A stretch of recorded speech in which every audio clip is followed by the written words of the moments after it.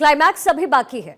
जी हाँ, महाराष्ट्र जहां एक से बढ़कर एक फिल्में बनती हैं जिनमें एक्शन, ड्रामा, सस्पेंस और ट्रेजेडी से लेकर के कॉमेडी तक होता है।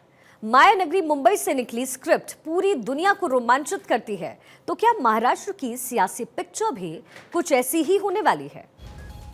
जरा सोचिए, बीजेपी सबसे बड़ी पार्टी वहां है, सीएम पद की दावेदार भी है, रास्ते में कोई दूसरा है ही नहीं।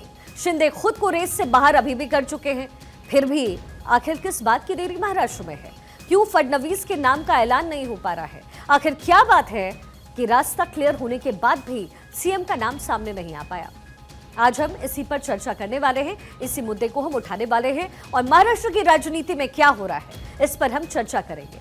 देखिए, मास्टर स्ट्रोक कभी क्रिकेट के मैदान में सुर्खियां बटोरा करता था, मगर जब से मोदी और शाह राजनीति की नई नई इबारत लिखने लग गए हैं, तब से मास्टर स्ट्रोक सियासी पिच की शब्दावली बन गया है। राज्यों में प्रचंड जीत के बाद से ही मोदी और शाह सीएम फेस को लेकर के सरप्राइज करते आए हैं, नए नए चेहरों को मौका देते आए हैं। तो इस बार महाराष्ट्र में क्या हो सकता है?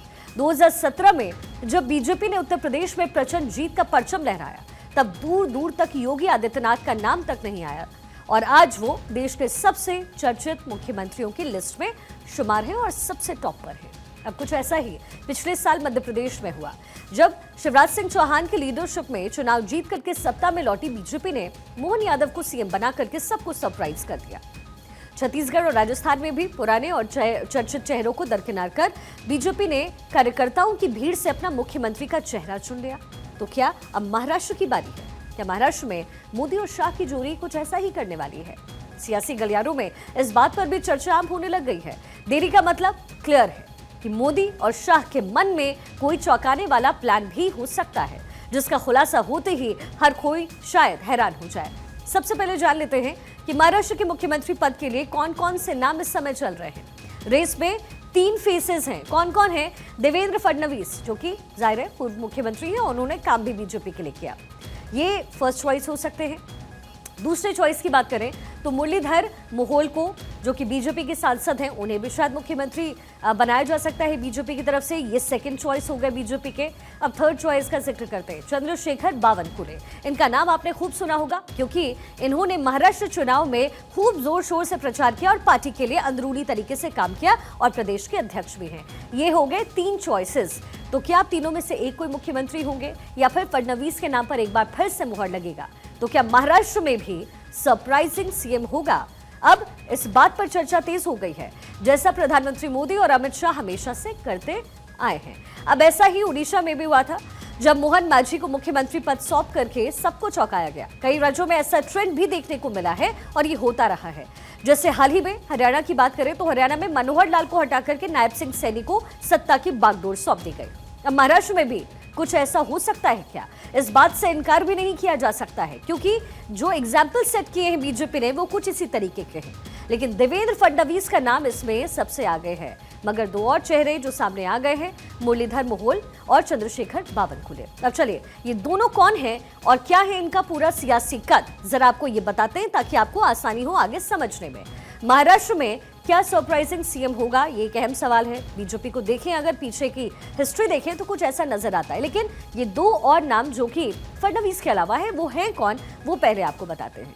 मुरलीधर मोहोल बीजेपी के सांसद हैं, पुणे लोकसभा सीट से बीजेपी के सांसद बने वो। 2024 में पहली बार वो सांसद चुने गए। 1.5 लाख वोट से उन्होंने लोकसभा का चुनाव जीता। मोदी सरकार में केंद्रीय राज्य मंत्री है। पुणे शहर के मेयर भी वो रह चुके हैं। बीजेपी और आरएसएस दोनों के ही करीबी माने जाते हैं। अब वो तीसरा नाम, चंद्रशेखर बावनकुले, ये है बीजेपी के विधायक, महाराष्ट्र बीजेपी के अध्यक्ष है बावनकुले। कामठी सीट से वो विधायक हैं और 4थी बार कामठी से वो जीते हैं। 2014 से लेकर के 19 तक वो मंत्री भी रहे। फडणवीस सरकार में वो मंत्री रहे हैं। ओबीसी समाज में अच्छी पकड़ उनकी बताई जाती है। केंद्रीय मंत्री गडकरी के भी करीबी वो माने जाते हैं और जाहिर है ऐसे में वो आरएसएस के भी करीबी हैं। अब पिछले 6 से 7 सालों से बीजेपी का एक ट्रेंड चलता रहा, जो हम सब ने देखा है। जो नाम चर्चा में सबसे आगे है, उसे सीएम ना बना करके चौंकाने वाले चेहरे को सत्ता की बागडोर सौंप देना, फर्श से उठा करके अर्श पर ले जाना, ऐसा कई राज्यों में बीजेपी ने कर दिखाया है। अब कयास लगाए जा रहे हैं कि महाराष्ट्र में भी कुछ इसी तरीके के फॉर्मूले पर सीएम बीजेपी बना सकती है। इसकी संभावनाएं हैं क्योंकि एक हफ्ता गुजर जाने के बाद भी फडणवीस के नाम का ऐलान नहीं हो रहा है, तो विपक्ष भी इसी ओर इशारा कर रहा है कि शायद बीजेपी एक बार फिर से कुछ अलग करके दिखाए। महाराष्ट्र के फायदे की बात नहीं होगी, मराठी मानुस के फायदे की बात नहीं होगी, लेकिन ये उनका फैसला होगा। उनके पास बहुमत है, बहुमत के ताकत पर, बल पर वो किसी को भी मुख्यमंत्री बना सकते हैं। और मोदी और शाह जी ने राजस्थान, मध्य प्रदेश में इस प्रकार का निर्णय लेकर दिखाया है। तो क्लाइमेक्स अभी भी बाकी है और आखिर नए चेहरे का कॉन्सेप्ट क्यों सामने नहीं आ रहा है? क्यों फडणवीस का नाम सबसे आगे होने के बावजूद ऐलान नहीं हो पा रहा है? ऐसा अक्सर तब होता है जब बीजेपी कोई फ्रेश फेस लाने वाली होती है। कौन कौन से राज्यों में चौंकाने वाले चेहरे अब तक सामने आ चुके हैं, अब जरा आपको सिलसिलेवार तरीके से वो एक नजर बता देते हैं। महाराष्ट्र में सरप्राइजिंग सीएम हो सकता है, क्यों हम ऐसा कह रहे हैं? महाराष्ट्र 2014 में नितिन गडकरी दावेदार नंबर 1 रहे, पंकजा मुंडे दावेदार नंबर 2 रही, देवेंद्र फडणवीस सरप्राइजिंग सीएम बन गए। यानी ये 2014 की हम बात कर रहे हैं। उत्तर प्रदेश को जरा देखिए, 2017 में क्या होता है वहां?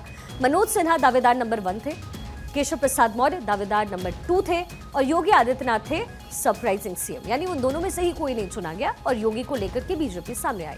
उत्तराखंड में भी कुछ ऐसा ही देखा गया। 2017 में ही भगत सिंह कोश्यारी दावेदार नंबर 1 थे सीएम पद के लिए, बीसी खंडूरी दावेदार नंबर 2 थे, रमेश पोखरियाल निशंक दावेदार नंबर 3 थे, त्रिवेंद्र सिंह रावत बन गए सरप्राइजिंग सीएम। वैसे ही मध्य प्रदेश में भी हुआ 2023 में, यानी पिछले साल शिवराज सिंह चौहान दावेदार नंबर 1 थे, लगातार वो सीएम रहे। प्रहलाद पटेल दावेदार नंबर 2 थे, ज्योतिरादित्य सिंधिया भी वहां पर, क्योंकि वो कांग्रेस को छोड़कर बीजेपी में शामिल हुए, तो दावेदार नंबर 3 थे। ऐसा लग रहा था कि शायद ज्योतिरादित्य सिंधिया को पद मिलेगा, लेकिन सीएम कौन बनता है? मोहन यादव। अब अगले राज्य की बात करते हैं, छत्तीसगढ़। 2023 में रमन सिंह थे दावेदार नंबर 1, पहले भी वो सीएम रह चुके थे। अरुण साव थे दावेदार नंबर 2, रेणुका सिंह दावेदार नंबर 3, लेकिन सीएम कौन बना? विष्णुदेव साय सरप्राइजिंग सीएम बन गए वहां के छत्तीसगढ़ के। ऐसे ही राजस्थान में भी हुआ 2023 में। वसुंधरा राजे सिंधिया दावेदार नंबर 1, पहले से ही वो मुख्यमंत्री रही थी। गजेंद्र सिंह शेखावत दावेदार नंबर 2 थे, अश्विनी वैष्णव थे दावेदार नंबर 3, लेकिन सीएम बनते हैं भजनलाल शर्मा। अगला राज्य ओडिशा 2024, यानी इसी साल जो चुनाव हुआ, धर्मेंद्र प्रधान दावेदार नंबर 1 थे। ऐसा लग रहा था कि ओडिशा के सीएम धर्मेंद्र प्रधान बनेंगे। दूसरा नाम था बैजंत पांडा का। अपराजिता सारंगी दावेदार नंबर 3 थी, लेकिन सीएम सरप्राइजिंगली बनते हैं मोहन मांझी। तो ये एक पूरी हिस्ट्री रही है बीजेपी की, और इसलिए अब महाराष्ट्र में भी कयास लगाए जा रहे हैं कि शायद सरप्राइजिंग चेहरा हो सकता है, सरप्राइजिंग फेस सीएम पद पर काबिज हो सकता है। तो बीजेपी कई मौकों पर चौंकाती नजर आई है।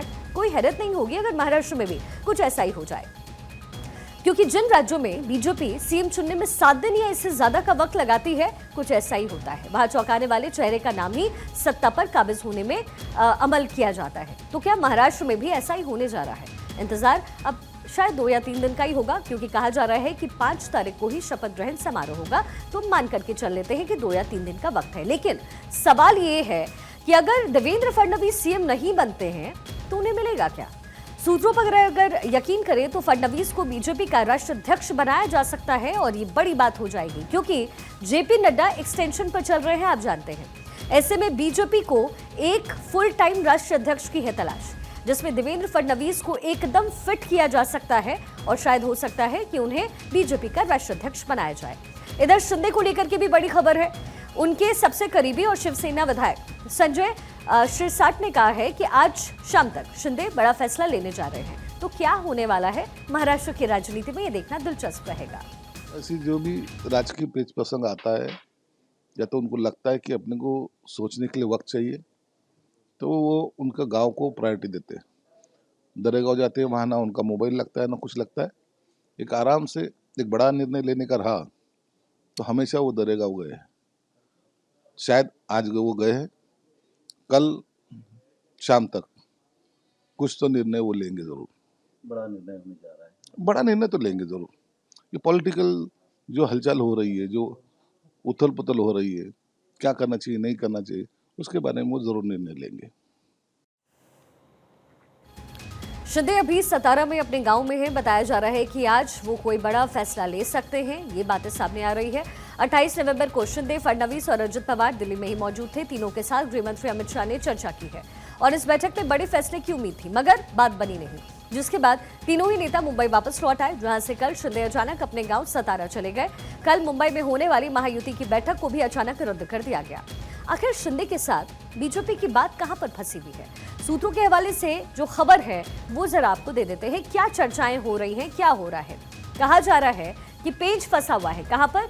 गृह विभाग को लेकर के दोनों का दावा है यहां पर, यानी अजित पवार का भी और शिंदे का भी। डिप्टी सीएम पद को लेकर के भी है यहां पर रार, क्योंकि शिंदे अपने बेटे को डिप्टी सीएम बनाना चाहते हैं।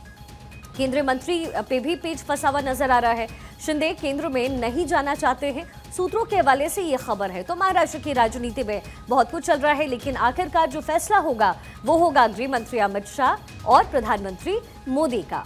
महाराष्ट्र के नतीजे सामने आए हैं और तब से यही सवाल हर किसी के जहन में चल रहा है कि आखिर कौन होगा महाराष्ट्र का मुख्यमंत्री।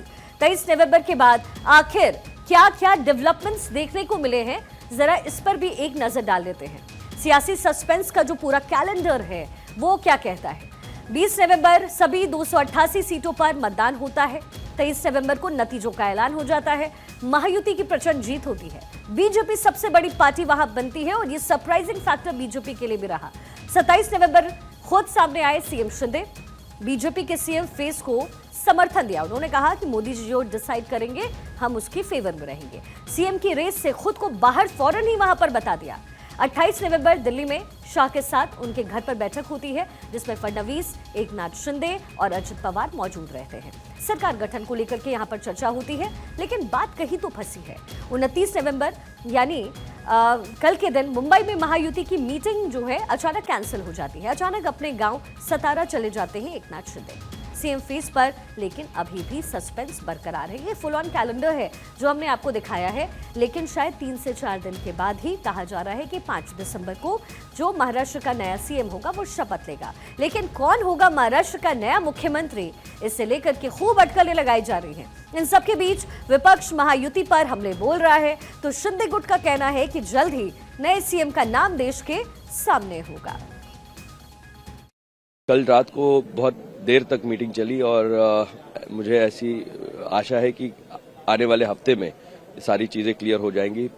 तीनों नेता महाराष्ट्र के श्री अमित जी शाह से मिलने आए हुए थे और 2 दिनों में शायद और एक बैठक, रैली बैठक मुख्यमंत्री जी और अमित शाह जी के बीच में होने वाली है और धीरे धीरे उसमें स्पष्टता आ रही है। जनता ने आप पे विश्वास जताते हुए आपको वोट दिया। वोट थ्रू बैलेट था या वोट थ्रू मैनिपुलेशन था, वो हम डिस्कशन चल रहा है, पर यहाँ पे बहुजनादेश दिखता हुआ मिला है।